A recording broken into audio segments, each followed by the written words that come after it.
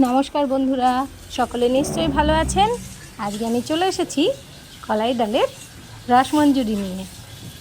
তো চলুন আজকে দেখে নেওয়া যাক কীভাবে রসমঞ্জুরি করলাম। প্রথমে আমি 150 গ্রাম কলাই ডালকে ভিজিয়ে রেখেছিলাম।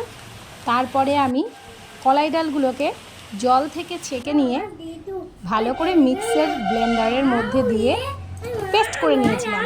এর মধ্যে দিয়ে দিয়েছিলাম স্বাদ অনুযায়ী লবণ আর দিয়ে দিয়েছিলাম একটু খাবার সোডা। কিন্তু এই কলাইয়ের ডালের মিশ্রণটিকে খুব ভালোভাবে ফেটিয়ে নিতে হবে আগে।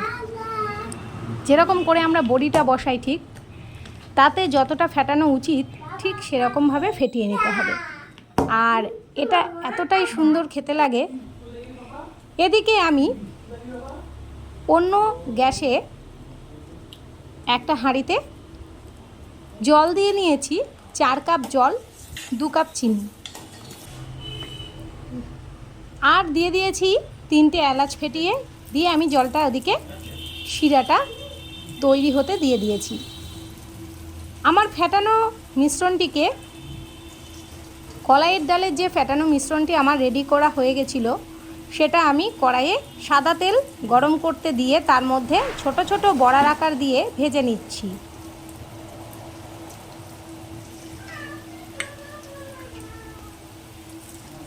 আপনারা বাড়িতে প্রত্যেকে এই রেসিপিটাকে ট্রাই করবেন এবং শীতকালে তো ভালোই লাগে খেতে।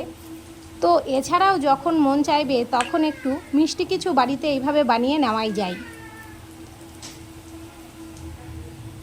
আমার পেজে যে বন্ধুরা নতুন আছেন তারা পেজটাকে লাইক করবেন এবং ফলো করে দিয়েন।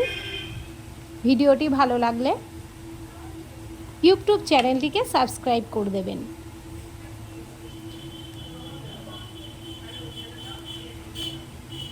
এই বড়া খেতে যতটা টেস্ট হয় ততটাই কিন্তু ভালো লাগে। তো এবার আমি বড়াগুলো এক পিঠ উল্টে দিচ্ছি। বেশি ভাজবো না, আমি ব্রাউন কালার করে ভেজে নেব।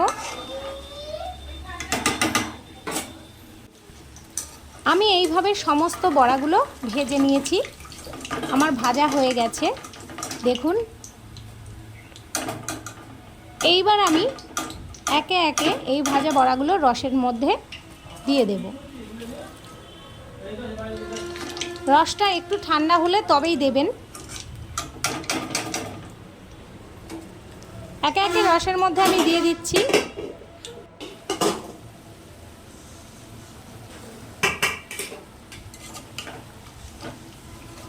কালারটাও বেশ সুন্দর এসছে।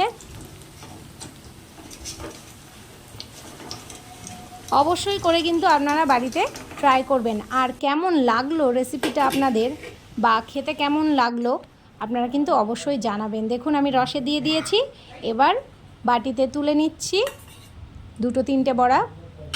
দেখুন ভেতরটা ভীষণ সুন্দর, একদম রসে পরিপূর্ণ, রস ভর্তি হয়ে গেছে আর একদম নরম তুলতুলে।